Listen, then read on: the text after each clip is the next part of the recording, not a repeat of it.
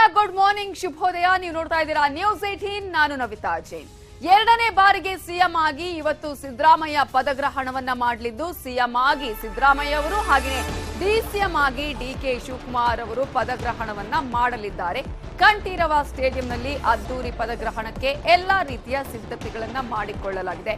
ಎರಡನೇ ಬಾರಿಗೆ ಸಿಎಂ ಆಗಿ ಸಿದ್ದರಾಮಯ್ಯ ಅವರು, ಮೊದಲ ಬಾರಿಗೆ ಡಿಸಿಎಂ ಆಗಿ ಡಿಕೆ ಶಿವಕುಮಾರ್ ಅವರು ಇವತ್ತು ಪ್ರಮಾಣ ವಚನವನ್ನ ಸ್ವೀಕರಿಸಲಿದ್ದಾರೆ. ಮಧ್ಯಾಹ್ನ 12:30ಕ್ಕೆ ಪ್ರಮಾಣ ವಚನ ಸ್ವೀಕಾರ ಕಾರ್ಯಕ್ರಮ ಕಂಠೀರವ ಸ್ಟೇಡಿಯಂನಲ್ಲಿ ನಡೆಯಲಿದ್ದು 1 ಲಕ್ಷಕ್ಕೂ ಹೆಚ್ಚು ಜನ ಸೇರುವ ನಿರೀಕ್ಷೆ ಇದೆ.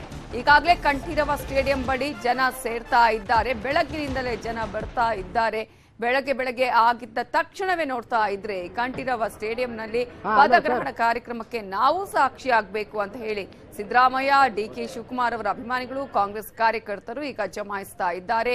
ಇವತ್ತು ಶಿವರಾಮಯ್ಯ ಉತ್ಸವ, ಒಂದ್ ಕಡೆ ಸಿದ್ದರಾಮಯ್ಯ, ಮತ್ತೊಂದು ಕಡೆ ಡಿಕೆ ಶಿವಕುಮಾರ್. ಸೊ ಈ ಹಿನ್ನೆಲೆಯಲ್ಲಿ ಶಿವರಾಮಯ್ಯ ಸರ್ಕಾರ ಇವತ್ತಿನಿಂದ ಅಸ್ತಿತ್ವಕ್ಕೆ ಬರಲಿದೆ. ಈ ಹಿನ್ನೆಲೆಯಲ್ಲಿ 12:30ಕ್ಕೆ ಇವತ್ತು ಪ್ರಮಾಣ ವಚನವನ್ನ ಸ್ವೀಕರಿಸುತ್ತಾರೆ. ಇವರ ಜೊತೆಗೆ 8 ಮಂದಿ ಶಾಸಕರು ಸಚಿವರಾಗಿ ಪ್ರಮಾಣ ವಚನ ಸ್ವೀಕರಿಸಲಿದ್ದಾರೆ. ಪಟ್ಟಾಭಿಷೇಕಕ್ಕೆ ಮುಹೂರ್ತ ನಿಗದಿಯಾಗಿದೆ ಮಧ್ಯಾಹ್ನ 12:30ಕ್ಕೆ. ರಾಜ್ಯಪಾಲರಾಗಿರುವಂತಹ ತಾವರ್ ಚಂದ್ ಗೆಹ್ಲೋಟ್ ಅವರು ಇವತ್ತು ಪ್ರಮಾಣ ವಚನವನ್ನ ಬೋಧನೆ ಮಾಡಲಿದ್ದಾರೆ. ಈ ಹಿನ್ನೆಲೆಯಲ್ಲಿ ಕಂಠೀರವ ಸ್ಟೇಡಿಯಂ ಈಗಾಗಲೇ ಮಧುವಣಗಿತ್ತಿಯಂತೆ ಸಿಂಗಾರಗೊಂಡಿರುವುದನ್ನ ನಾವಿಲ್ಲಿ ಗಮನಿಸಬಹುದು. ಎಲ್ಲಾ ರೀತಿಯ ಸಕಲ ತಯಾರಿ ಅಂತ ಹೇಳ್ತೀವಲ್ಲ, ಆ ರೀತಿಯ ತಯಾರಿ ಆಗಿದೆ. ಭದ್ರತೆ ಕೂಡ ಅಷ್ಟೇ, 2,000 ಪೊಲೀಸರನ್ನ ನಿಯೋಜನೆ ಮಾಡಲಾಗಿದೆ.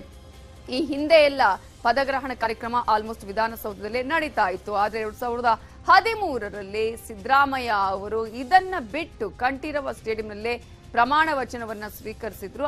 ಆಗ್ಲೂ ಕೂಡ ಇಂತಹದ್ದೇ ಒಂದು ಅದ್ದೂರಿಯ ಪ್ರಮಾಣ ವಚನಕ್ಕೆ ಸಾಕ್ಷಿಯಾಗಿತ್ತು ಕಂಠೀರವ ಸ್ಟೇಡಿಯಂ. ಅದಾದ ಬಳಿಕ 10 ವರ್ಷದ ಬಳಿಕ ಈಗ ಮತ್ತದೇ ಕಂಠೀರವ ಸ್ಟೇಡಿಯಂನಲ್ಲಿ ಸಿಎಂ ಆಗಿ ಪ್ರಮಾಣ ವಚನವನ್ನ ಇವತ್ತು ಸ್ವೀಕರಿಸಲಿದ್ದಾರೆ. ಅವತ್ತು ಮೇ 13, 2013ರಂದು ಸಿದ್ದರಾಮಯ್ಯ ಅವರು ಪ್ರಮಾಣ ವಚನ ಸ್ವೀಕರಿಸಿದ್ರು.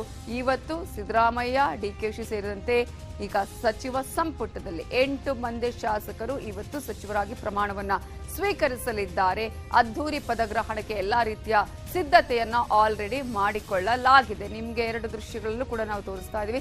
ನಿನ್ನೆ ಕೂಡ ಅಲ್ಲಿ ಏನೆಲ್ಲ ಆಗಿದೆ, ಯಾವ ರೀತಿಯಾಗಿ ತಯಾರಿ ಮಾಡಿಕೊಳ್ಳಲಾಗಿತ್ತು ಅನ್ನುವಂತಹ ಪರಿಶೀಲನೆಯನ್ನು ಮಾಡಲಾಗಿತ್ತು. ಕಂಠೀರವ ಸ್ಟೇಡಿಯಂನಲ್ಲಿ ಯಾರ್ಯಾರು ನಾಯಕರು ಇವತ್ತು ದಿಗ್ಗಜರು ಆಗಮಿಸಲಿದ್ದಾರೆ. ಸೋನಿಯಾ ಗಾಂಧಿ, ರಾಹುಲ್ ಗಾಂಧಿ, ಪ್ರಿಯಾಂಕಾ ವಾದ್ರಾ, ಅಶೋಕ್ ಗೆಹ್ಲೋಟ್ ಆದಿಯಾಗಿ ಬೇರೆ ಬೇರೆ ರಾಜ್ಯಗಳ ಸಿಎಂಗಳು ಇವತ್ತು ಆಗಮಿಸುತ್ತಾರೆ. ಒಟ್ಟಾರೆಯಾಗಿ ವಿಪಕ್ಷಗಳನ್ನ ಒಟ್ಟುಗೂಡಿಸುವಂತಹ ಒಂದು ಕಾರ್ಯಕ್ರಮ ಅಂತಾನು ಕೂಡ ಹೇಳಲಾಗ್ತಾ ಇರುವಂತದನ್ನ ನಾವಿಲ್ಲಿ ಗಮನಿಸಬಹುದು.